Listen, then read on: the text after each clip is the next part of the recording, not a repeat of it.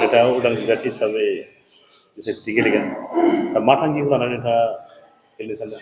थांखियाथ' गोबां दङ। मेन जाहोनानो जाबाय हारिनि थांखि, हारिनि जेंना उखैनाय, लोगोसे मानोना हारिनि जिथु डेभेलपमेन्ट जोंनि ढेकियाजुलि समस्थियावहा बर' हारिजों लोगोसे गोबां हारिबो दं, नाथाय बर' हारिया बांसिन बेरफ्रुदो दं। 30 बोसोर बेरफ्रुदों दं दिनैनि दिनावहाय। दिनै बर'आ गोबां बोसोर दं, गोबां मानसि मुंख्लं जाबाय, नाथाय जोंनि दिनैनि फिथाइया लाथिख'। नोंथांमोना निस्सय नुदों जोंनि हानि मोन्थायानो होन, जोंनि लामा दाथा जौगानायनि मोन्थायानो होन, जोंनि फरायसा लाइमोन सेंग्रा सिख्लाफोरनि जिथुनिखि मोननो गोनां मोन्थाय बेखौबो मोनाखै। दिनै जोंनि जिथुनिखि आबादारि मावनाय बिथांनि मोन्थाय माबाफोरखौबो मोनाखै। दिनै गोबां दङ बुंनो गोनांथ', नाथाय मेन बाथ्राया जाबाय जों दिनै गामि ओनसोला एफारसे मोन्थाय एफारसे रेभिनिउनि जायगायानो, रेभिनिउ जायाबासो पन्सायत एबा बिसोरो बैनि खामानियाबो थालांना दं। गोबां माने कारेन्टनि जेंनायानो बुं, जोंनि जिथुनिखि सेंग्राफोर बेखार, जिथुनिखि ढेकियाजुलि समस्थियाव 72,000 भटार्स थानानै दिनै बेवहाय 16,000निफ्राय 18,000 लाइमोन सेंग्रा सिख्लाफोरा बेखार दं।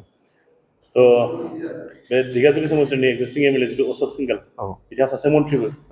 दा बिथाङा बुंदों गोबां खामानि मावदों गाव ढेकियाजुलि समस्थिनि रायजो राजाफोरनि थाखाय, लामा दालां, स्कुल, फरायसालि बा हा हुनि मोन्थाय जिखुनु।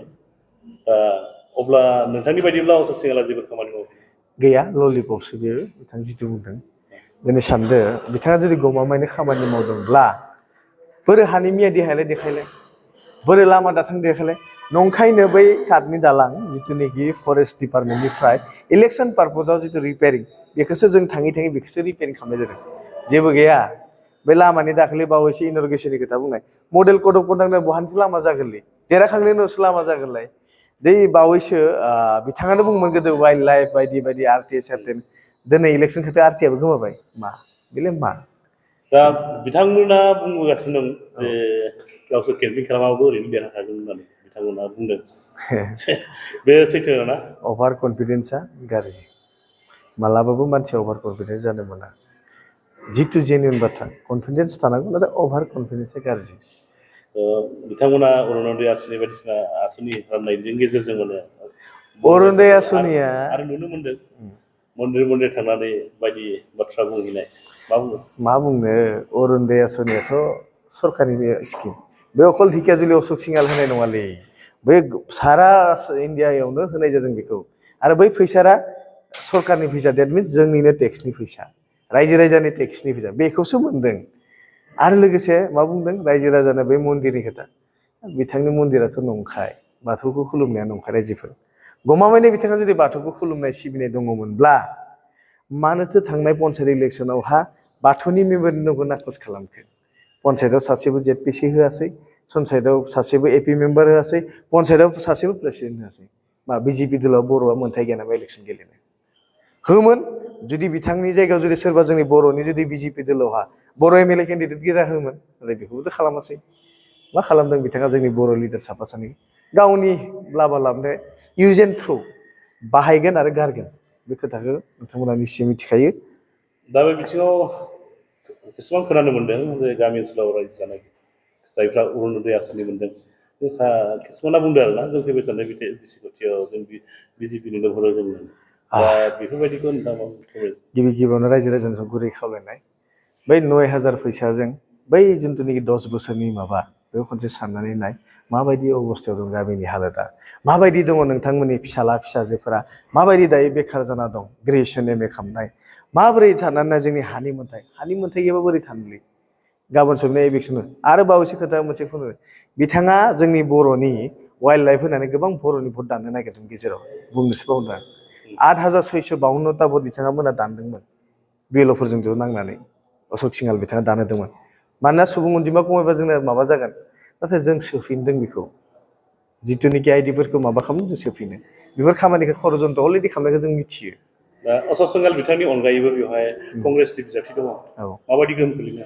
कंग्रेसआथ' फेक्टर दंखायो आरो, जिहेतु कंग्रेस सरकारबो दानो हाया, आरो जोंनाथ' मा बुंनो, जों जेराव थांगोन नोंथांमोना निस्सय मिथिगोन फैनाय समाव आं मा दोलोनि मा माबा। नाथाय जों दायो मोनसेनि खोथा, जोंना फायदा जागोन अशोक सिंघाल हाथाव, ढेकियाजुलि बाचाव, आरो कंग्रेसखौ आं बारा जेबो साना, फेक्टरबो नङा बिथांमोना।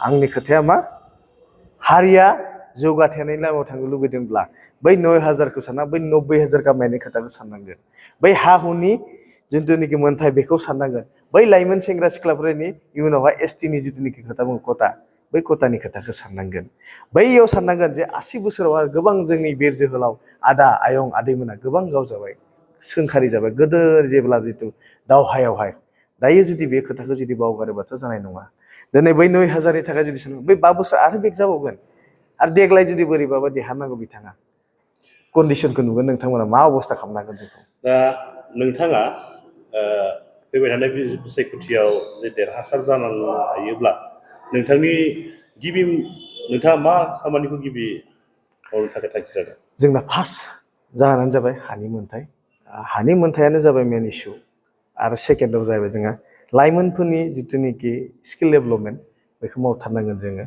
आरो लोगोसे जिथुनिखि डेभेलपमेन्ट लामा दाथां हस्पिटाल आरो लोगोसे पन्सायत जे एबा भिसिडिसि जुदि पन्सायत दानो हायोब्लाथ' मोजां बाथ्रा आरो दंखायोबो इण्डियान कनस्टिटिउसनाव सुबुं अनजिमाया 4,000नि बाराब्ला जों पन्सायत दानो हायो दासिमबो बेयाव पन्सायत गैया गामिनि सरकारजों सेन्ट्रेल फान्ड इउज खालामनायखाय बेखौ डेभेलपमेन्ट जायाखै खिन्थु जोंनो फार्स्ट नांगोन हानि मोन्थाय बिनि उनावसो जों रेभिनिउ भिलेज बिनि उनाव जोङो गोबां डेभेलपमेन्टनि जौगानाय अट'मेटिक जालांगोन दा नोंथाङा देरहासार जायोब्ला जे माखासे बिर जोहोलावजोफोर जोंनि जिथु बर'नि नोंथाङा हारिनि खोथा बुंगासिनो नङा होमबा दा जोंनि बर' हारिनो सानैसो बिर जोहोलावजोफोरा दासिमबो जोबथेसालियाव जोबजानानै दङ दा बिथांमोननि थाखाय नोंथाङा बिधानसभायाव औ निश्चय बुंनांगोन मानोना बिथांमोनाबोथ' जोंनि थाखायनो साख्रि सिक्रिट होनो थांनाय बिटिआर एकर्डआनो जा एबा बिटिसि एकर्डआनो जा जायफोरा जेलाव दङ बिथांमोना निश्चय गबोनांगौ आरो सरकारहा अबयसे सोलिगासिनो दं गोबां गबोबायबो दाख्लि आरो गबोगोन बेयो जामारगोन आं फोथायनाय दं